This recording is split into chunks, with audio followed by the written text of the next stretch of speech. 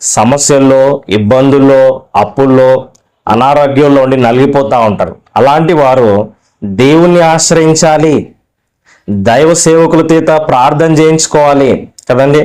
ప్రభు సన్నిధిలో మనము మోకాళ్ళుని ప్రార్థన చేయాలి, దేవుని మందిరానికి వెళ్ళాలి కదండి. అలాంటి వారికి దేవుడు సమస్తము గ్రహించే ఆ ఆలోచన ఇస్తాడు, మంచి తలంపునిస్తాడు, మంచి నడిపించుకునిచ్చి దీవిస్తాడు. వారు సమస్తాన్ని గ్రహించే వారిగా ఉంటారు. హల్లెలూయా.